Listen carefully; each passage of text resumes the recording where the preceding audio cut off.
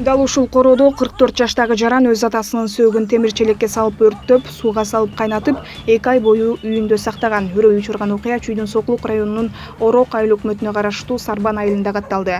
Маркум Владимир Ткаченко 73 жашта болгон. Окуя мындан 1 апта мурда, тактап айтканда 20 май күнү кечки саат 9:30 милицияга түшкөн билдирүүдөн соң ачыкталды.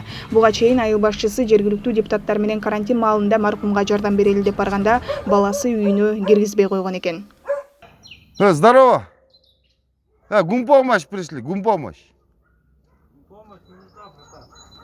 Отец болеет же, да, у тебя? Болеет. Ну вот, для отца этот. Гумпомощь. Ну, он отказывает. Почему? Такое понятие у нас. Если не нужна, значит говорим. Не нужна, отдайте кому надо, понимаете? Кто нуждается, тому надо гумпомощь. Нам не нужна гумпомощь. У нас все есть, машина есть, дом есть, все есть. Это с айыл өкмөтү мы нас отправили.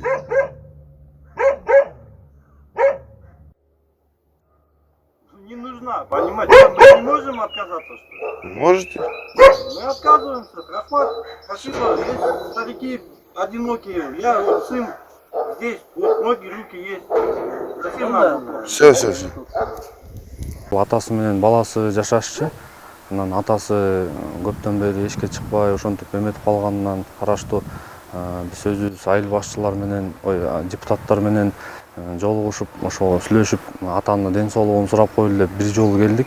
Бир жолу келсек ушинтип баласы киргизбей койду. Анан кийин байкесине берип койгом, мисалы мен ооруп атат го депчи. Анан кийин экинчи жолу келсек да экинчи жолу да киргизбей койду да. Үйүнө киргизбей, не нуждаемся деп.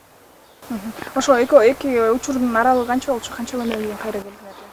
Аралыгы где-то бир жумага жетпей, 2 жума Ал ушундай. экөө эле турчу эмеспи да, анан кайсы байкесине барып калдыңар? Ошол үстүндө буякта туугандар да жашайт да. Где-то бир 10 үй бүлөдөй жашайт да. 10 үй бүлө. Туугандар да жалаңыч. Туугандарын да киргизбей коюптур да. Айыл башчысы мындай болот деп ойлобогонбуз, ошондуктан үйдү кирип текшерген эмеспиз дейт. Айыл тургундарынын айтымында болсо, маркумдун баласы эч ким менен сүйлөшпөгөн түнт киши. Анын көчөдөн эле ары-бери өткөнүн көрбөсөк, жакындан эч ким деле сүйлөшүп көргөн эмес. Апасы мурда эле каза болуптур, өзүнүн үй бүлөсү жок. Карантинде каяка алып барып көмөрүн билбей, челекке суу куюп, ага атасынын жансыз денесин эт кайнаткандай кайнатып туруп, үстүн жаап салыптыр. Себеби сасып кетпесин дептир, дешет жергиликтүү тургундар. Бирок бул тууралуу камерага сүйлөп берүүдөн баш тартышты. Так он 50-литровую бочку затолкал. Бул факт жазык кодексиндеги 130 берене адам өлтүрүү боюнча кылмыштардын жана жоруктардын бирдиктүү реестрине катталганын Чүй облустук ички иштер башкармалыгынан билдиришти. Тергөө иштеринин жүрүшүндө кылмышка шектүү атасы 1 ай мурда жүрөк оорусунан улам каза болгонун, бирок бул тууралуу тийиштүү органдарга маалымдабаганын айткан. Бирок маркумдун бир тууган иниси Иван Ткаченко агасы ачкалыктан өлүшү мүмкүн деген ойдо. Ошондой эле соңку жарым жыл бою агасын көрбөгөнүн, буга баласынын каршылыгы себеп болгонун айтып берди. А потом неладное почувствовали. Ушундан улам жаман бир нерсени сезгендей болдук. Чогулуп алып 10 чакты адам келип үйгө киргизүүсүн сурандык. Бирок колуна бычагын кармап эшикке жакын жолотпой койду. Анын үстүнө дарбаздан бери кулпуланган болчу. Ошентип участкалык милиционерди чакырдык. Ошондо гана ал өлүктү көргөзүүгө мажбур болду. Бул окуя 20 майда болсо, агам 16-мартта каза болгон экен. Демек ал сөөктү 2 ай бою жашырып отурган. Чоң челекке салып, ага бензин чачып өрттөгөн анык болду. 23 майда жерге бердик. Дагы бир кызы бар. Ал Санкт-Петербургда жашайт. А он скончался 16 марта.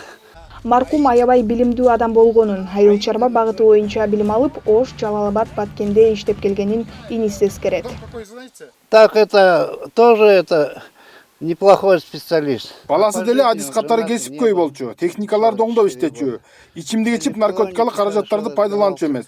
Бирок 44кө келгенче бир да ирет үйлөнгөн эмес. Соттук медициналык экспертизанын алгачкы жыйынтыктары анын өлүмгө тиешеси бар же жогун аныктай элек. Биз да өлтүрдү же жок деп так кесе айта албайбыз.